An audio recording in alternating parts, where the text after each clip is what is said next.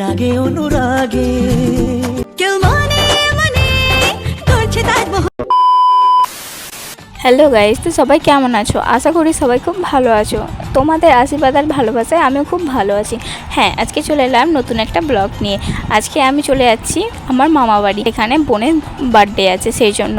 ঠিক আছে, ওর প্রথমবার বার্থডে পালন হবে, সেই জন্য সবাইকে বলেছিল একটু বড় করেই করেছিল। আর ও তো সব কিছু করাতেই ব্যস্ত। আমরা যখন গিয়েছিলাম তখনও দেখছি কিনা ও রেডি হয়নি। আমরা যাওয়ার পরে কিছুক্ষণ পর ও রেডি হয়েছে, কারণ ওর বান্ধবীরা আসেনি, সেই জন্য। আর ওর বান্ধবীরা এসছে একটু দেরিতে, কারণ ওর জন্য গিফট কিনতে গেছিলো। আর সেই দিনে এত পরিমাণে গরম ছিল যে তোমাদের কি বলবো। তো যাওয়ার পর আমি কিছুক্ষণ বসেছিলাম, তারপরে ভাত খাওয়ার জন্য বসে পড়েছি। আর বোনে এখানে অবাক হয়ে গেছে, মানে কোনটা খাবে কোনটা না খাবে এরকম হয়তো ভেবে। আর এখানে সবাইকে খাবার দিয়ে দিচ্ছিল, আমিও বসে পড়েছিলাম। আর এটা ওর দিদি আর মামি এখানে ওকে বরণ করতে চন্দন ফোঁটা দেওয়ার জন্য রেডি হয়ে গেছে। চন্দন ফোঁটা দিচ্ছে, তোমরা দেখতে পাচ্ছ। আর কি বলতো, আমরা মধ্যবিত্ত করে মেয়ে হয়ে জন্মগ্রহণ করেছি, তাই আমাদের বার্থডে পালন করলে নাকি অমঙ্গল হয়, সেই জন্য আমাদের বার্থডে পালন করা হয়। যেহেতু আমিও খেতে বসে পড়েছিলাম, সেই জন্য ভালোভাবে ভিডিওটা করতে পারিনি, কারণ ও তো আমার পাশেই বসেছিল, সেই জন্য।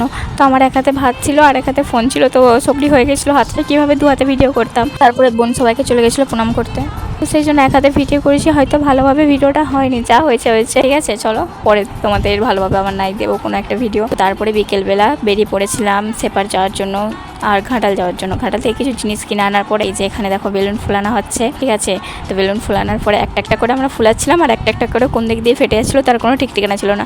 শেষে কটা বেলুনে ঠেকেছিল।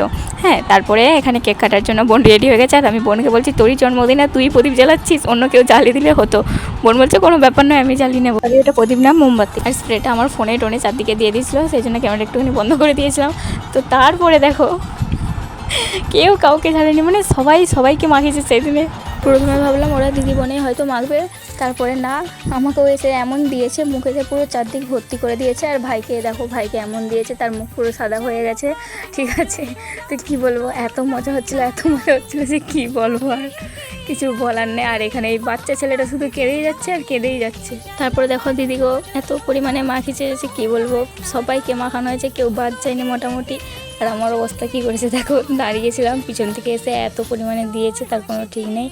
হ্যাঁ, আর এখানে সবাই মজা করাতেই ব্যস্ত, বাচ্চাটা দিকে কেউ খেয়ালই দেয়নি। শেষে মামা বাচ্চাটাকে নিয়ে ভোলাচ্ছিল, সে বেড়ছে না, সে কি আর ভোলাতে পারবে, যতটা পারছিল চেষ্টা করছিল। আর এখানে বোনকে দেখো পুরো মুখে চোখে ভর্তি করে দিচ্ছে। তারপরে বড় মামাকে মাখাতে গিয়েছিল, সে খাচ্ছিল বলে মাখেনি, তারপরে আমাকে দিয়েছে, বড় মামিকে দিয়ে ভূত করে দিয়েছে দেখো। আর ভিডিওটার ভয়েস দেওয়ার সময় আমার এত পরিমাণে হাসি পাচ্ছিলো যে কি বলবো, সে কিছু বলার নেই। সবদিকে হাসি পাচ্ছিলো, ভাইটাকে দেখে আমার এমন অবস্থা করেছে, পুরো মুখে ভর্তি করে দিয়েছে, সাদা হয়ে গেছে পুরো মুখটা। আর আমার এই ফালতু ব্লগটা শেষ পর্যন্ত কে দেখলে আর কেমন লাগলো কমেন্ট করে যাবে। আজকের মতো টাটা।